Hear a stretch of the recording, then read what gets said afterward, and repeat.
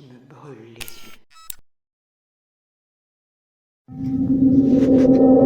Mes chers amis et compatriotes, je suis Nicolas, fondateur de l'association et organisme Zézuitisme, à ne pas confondre avec zézétisme, bien que la signification du mot comporte un lien en commun, ce sont deux idéologies différentes.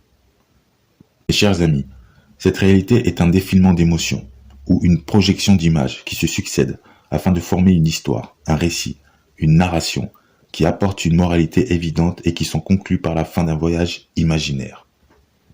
Pendant longtemps, beaucoup pensaient que l'ouverture de l'œil spirituel se définissait par la perception de ce qu'on appelle l'au-delà, le monde psychique ou tout simplement spirituel, et qu'en atteignant cette capacité de perception, nous pourrions percevoir les secrets de la vie, et voir bien plus encore, allant jusqu'à endurer des expériences, pour ma part, que je considère de fantasmagoriques. Chers amis, ce qu'il faut savoir, c'est que le troisième œil n'existe pas. Toutes ces représentations et symboles ne sont que l'illusion ou encore une mauvaise interprétation de l'âge contemporain, voire le fantasme de ceux qui s'égarent dans la sottise et qui se nourrissent de poèmes néfastes, avides de passion et à la recherche de sensations affectives. Mais en réalité, l'esprit a toujours été au cœur de la science philosophique, une idée de pensée ou d'endoctrinement auquel, à travers les générations, on a tenté d'innombrables expériences pour chercher à le comprendre, à comprendre son fonctionnement, jusqu'à le contrôler. Voyez-vous les amis, cette faculté que nous avons en nous est un don, une capacité qui nous permet d'imaginer et de représenter des situations pouvant s'étendre au-delà des limites de ce que nous avons contemplé tout au long de notre vie. Cette faculté d'esprit, donc de l'esprit, nous plonge dans notre matrix, donc dans notre imaginaire, ou dans notre imagination. On peut se créer une seconde vie, un monde ou un univers virtuel dans lequel on peut y introduire des personnages fictifs ou réels, mais aussi des chimères et autres créatures surnaturelles imaginées ou inspirées, volontairement ou involontairement, puissant faire une histoire dont la fin de ce voyage aura comme conclusion d'apporter un sens moral, car tout part d'une idée, d'un sentiment ou d'une émotion ressentie, et dans un laps de secondes, l'explosion d'images qui défilent et défilent, formant un récit dont nous avons la maîtrise des événements, nous sommes maîtres du temps, nous le produisons justement par ce défilé d'images.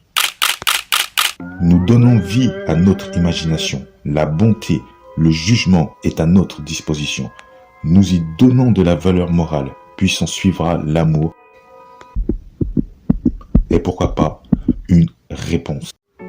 Les anciennes civilisations ont adopté l'idée que nous pouvions nous définir comme divinité, nous-mêmes, et que l'esprit était aussi vaste que l'espace, et que toutes nos matrix, créées à partir de l'imaginaire, étaient toutes reliées dans ce qu'on appelle monde parallèle, fait à partir de particules de l'antimatière.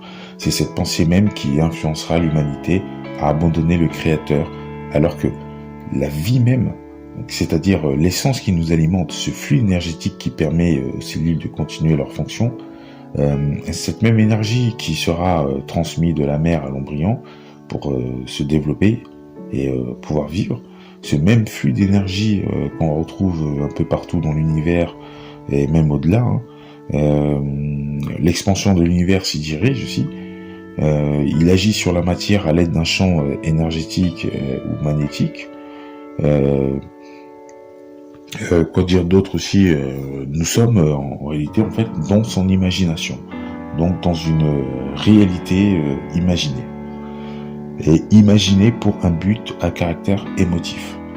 Donc c'est un être qui a toujours été présent et qui a éveillé, si vous voulez, ses connaissances, donc sa conscience, en créant le vide, puis d'une idée, la matière, en l'imaginant seulement, et par la pensée, ce fut. Alors, là où notre réalité nous permet de créer un monde dans notre imagination, pour lui, nous faisons partie entièrement de son imagination. La matrice que nous produisons est un dérivé de l'original, à source d'inspiration, Les amis, prenons en compte que l'esprit influence la matière. Lorsque vous vous constituez dans le ventre de votre mère, vous prenez vie dès la constitution, en fait, si vous voulez, de vos organes vitaux achevés, quoi. Le cerveau vous transmet quelques informations sur peut-être pourquoi pas les sons perçus tout autour, et peut-être d'autres informations encore. De toute façon, on traitera ça dans un autre sujet. Seulement vous prendrez conscience qu'après avoir perçu le jour. Donc, dès que vous ouvrez les yeux,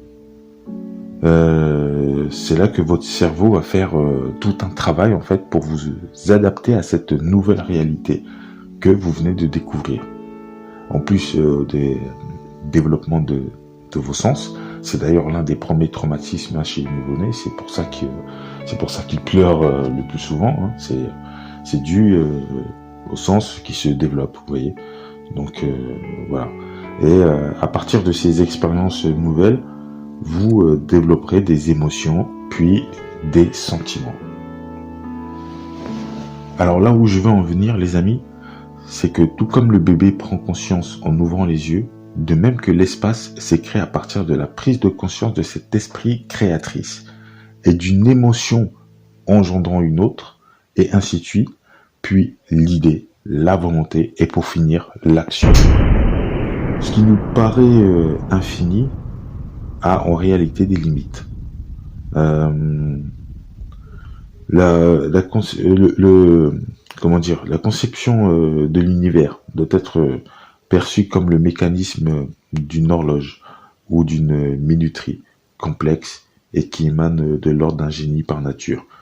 Tout s'est défini par cette même perception idéologique qui est l'expansion, le développement, la prospérité, le rayonnement, la transmission d'un savoir, d'une connaissance de ce qu'est la vie. Même les émotions s'étendent dans le néant, le vide. Voyez-le comme l'expansion de la matière, mais à une différence, c'est-à-dire par rapport au créateur et, si vous voulez, aux créatures, il y a, disons qu'on éprouve des sentiments différemment. Puisque comme le concept de l'expansion de la matière, on peut aussi bien imaginer la roue des émotions et ses différentes voies émotionnelles. Donc les voies émotionnelles primitives, bien évidemment, qui sont au nombre de 4. Puis les assembler dans un point minutieux. L'émotion, donc voilà, ce sera vraiment l'émotion dans sa forme parfaite. Et d'un instant à un autre, un déchaînement de cette émotion, puis l'éclat. Et pour finir, l'expansion. Car, comme je vous disais, cet être éprouve en fait des sentiments différemment. La terreur, on peut aussi l'interpréter, puisqu'il, pour moi, je dirais qu'il exprime de la terreur. C'est sûr. On peut aussi bien interpréter ça comme le fracas. La joie pourrait faire allusion à l'éclat de sa création, toutes ces belles étoiles, lumière qu'on trouve dans l'univers et tout, et puis ainsi de suite. Bon après, ce que je vous dis là, c'est vraiment mon ressenti personnel, vous voyez. Donc c'est par rapport à mes expériences. Mais on va pas en dire plus, les amis. Ce sujet concerne vraiment un autre thème que je traiterai bien sûr dans les jours à venir. Alors soyons patients, surtout que les jours s'accélèrent, telle une toupie, après avoir tourné pendant un moment, accélère sa vitesse de rotation avant de s'écrouler d'elle-même. De même, le temps s'accélère pour se précipiter vers sa fin, son écroulement. Donc la Terre, l'univers, son expansion sert seulement de temps, ou plutôt ils définissent le temps, si vous voulez. Regardez, mes chers amis, comme le temps nous est compté. Nous pouvons, d'un regard éloigné, percevoir la vie dans l'univers aussi, ainsi que sa constitution, si vous voulez. Donc ça m'a l'air d'être une horloge avec dans le système solaire une prophétie d'une fin désastreuse, de notre environnement et un enfer de quoi il demeurait toutes les générations et civilisations d'hommes. Je fais bien sûr allusion à Jupiter et à l'astre qui est censé lui alimenter, ou plutôt dirais-je lui procurer assez de CO2 et autres éléments afin de générer une chaleur encore bien plus élevée. Et ensuite de finir par dévorer le reste des astres et les brûler indéfiniment. C'est vrai que dit comme ça, vous pourriez penser, mais qu'est-ce qu'il est en train de nous raconter là? C'est vrai, faut le comprendre. Et c'est pourquoi j'en parlerai prochainement. N'en doutez pas, surtout pas. Donc je vous laisse imaginer le scénario apocalyptique, hein, lorsque Jupiter et Vénus vont entrer en collision, et le cataclysme que ça va causer dans le monde, dans l'univers, faut vraiment l'imaginer. Mais bon, à quand cet événement? Dans plusieurs millions d'années, voire milliards?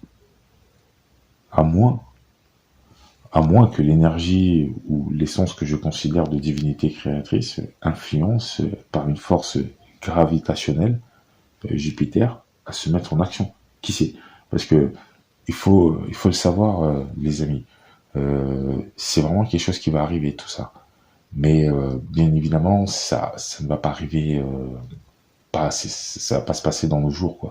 Dans plusieurs milliers, voire millions d'années.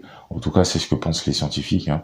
Ils prédisent déjà que oui, Jupiter entrera en collision avec tous les astres de notre système solaire.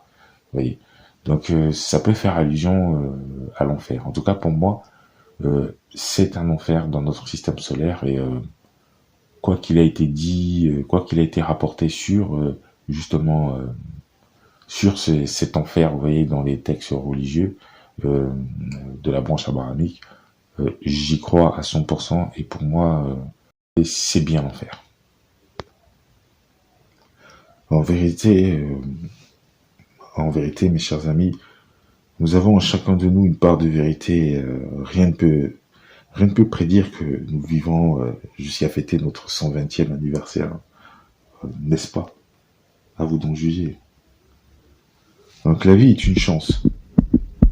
Voir nos enfants naître, grandir, construire leur famille, la fonder et s'éloigner au fur et à mesure vers la vie qui leur est tracée, partager leur amour, leurs souhaits, leur meilleur avenir. Et souvent, on réprimande aussi sans cesse les dangers qu'on peut rencontrer dans notre société, les multiples dérives qui peuvent amener à la chute après un parcours modèle. Donc la vigilance maintient la survie, et elle permet d'anticiper chaque action. Nous devons cesser la violence et privilégier la paix. La guerre n'engendre que douleur. Ceux qui en subissent les conséquences sont généralement les civils, les innocents, qui cherchent eux aussi justement à assurer la protection de leur famille, tout comme vous le faites vous. Transmettre l'amour pour la vie, du moins une part de son propre héritage, quoi, à sa perception de la vie, voilà, et tout ce qui s'ensuit. Les enfants sont tels des fleurs qui fleurissent près d'un ruisseau, et qui sont exposés aux rayons, justement aux rayons lumineux du soleil. Ce rayon procure amour et rassurance, mais qui se fanent lorsqu'on leur prive justement de ces rayons, donc de cet amour, et qu'on les arrache justement de la zone ruisselée. Donc, chers amis, comme je vous le disais, méditez lorsque vous en avez l'occasion. Il est bien d'élever son degré d'expérience. Utilisez la méthode que j'ai conseillée pour une bonne réussite.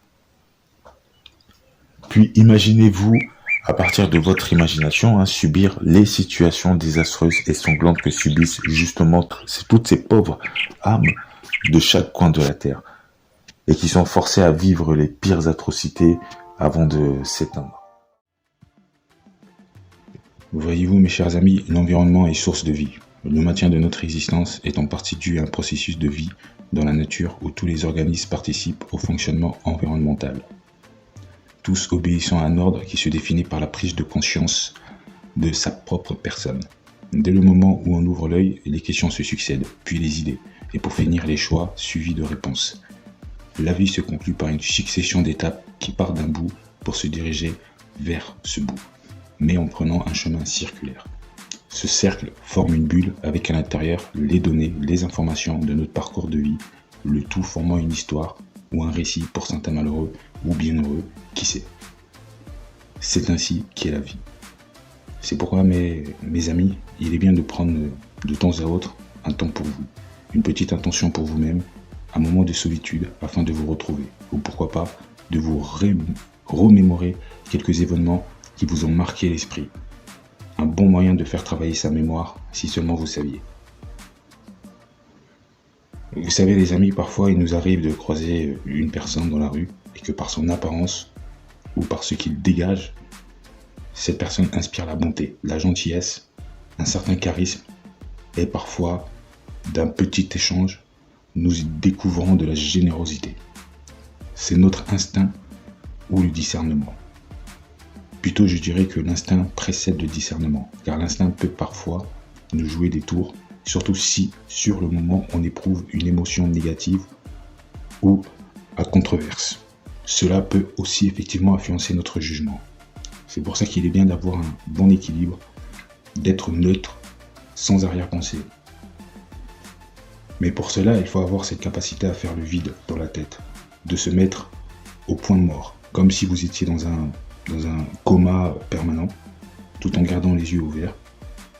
Prenez ensuite conscience de l'épanouissement de notre univers, ce nombre insoupçonnable de communautés, de corps célestes qui s'épanouissent dans les ténèbres. Et oui les amis, tout est en expansion. Sachez, chers amis, et pour ma part, je vois l'ensemble de l'univers tel un peuple, de corps célestes ou de cellules vivantes, avec une conscience qui ne se définit pas exactement comme ce que l'on voit chez les êtres créés de chair, bien sûr, mais qui pourraient, dans un langage différent, communiquer. Mais malheureusement, nous sommes beaucoup trop petits pour nous en apercevoir, de même que les créatures subatomiques nous pourraient se rendre compte à vue d'œil, évidemment, des divertissements dans notre planète. La magie de la vie, ou le chef-d'œuvre du Créateur. À vous d'en juger. Bon, mes chers amis compatriotes, je vous donne rendez-vous pour la partie 3 de Connaissance de vie. Nous terminerons enfin ce premier thème. Paix et amour à vous, chers amis.